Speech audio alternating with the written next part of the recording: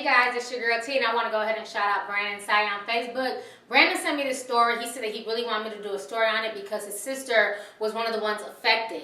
So if you guys haven't heard, there's been a brash of robberies going on at Dunkin Donuts in Boston. This man for the past 8 months has been terrorizing Dunkin Donuts employees, and Brandon's sister was unfortunately one of the ones who had a gun stuck in her face and robbed while she was doing nothing more than working her job.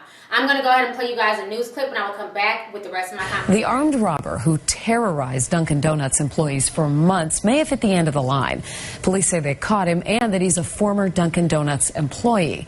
Isaiah Murphy lives in Dedham. Police arrested him today, and they say he's linked to more than 20 armed robberies. Lauren Leamanczyk is live in Canton tonight with more. Lauren? And Lisa, that suspect, Isaiah Murphy, is here at the Canton Police Department locked up tonight. Now, police say that he threatened workers at Dunkin Donuts with a knife or a gun when he robbed them. And tonight, those workers are pretty shocked that he was once a Dunkin worker, too.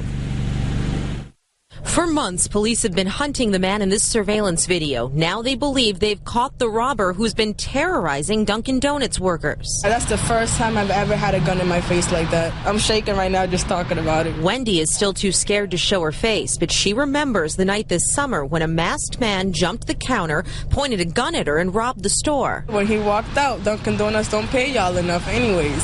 So I kind of figured like, him saying that he must have worked at one before. Police say Isaiah Murphy did work at a Dunkin Donuts before he allegedly started robbing them, and he had inside knowledge. Murphy's been on their radar for a while, and Tuesday police arrested him at his Dedham home. But we found stuff linking him to several of the area robberies. Nearly 25 Dunkins have been targeted since March all over eastern Massachusetts. In each case, the suspect used a gun or a knife.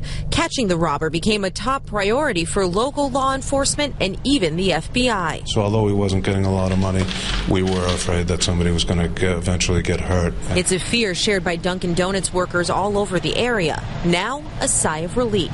I'm just glad that he's arrested and caught, and no more Dunkin Donuts have to keep going through this. Now, Murphy will be in court tomorrow on 2 of those robberies, but police expect to file several more charges. Tonight, they say the only motive was money. Live in Canton, Okay, Lauren so you Lament. guys just watched the news clip, and I just find the whole situation just crazy. It's like if folks will put the same amount of time as they put into doing dirt, as they do into robbing folks and doing just the wrong things, the world would be a better place. This man spent 8 months literally learning the system because he was fired from a Dunkin Donuts. He spent 8 months literally devising a plan to go and rob every Dunkin Donuts store in Boston.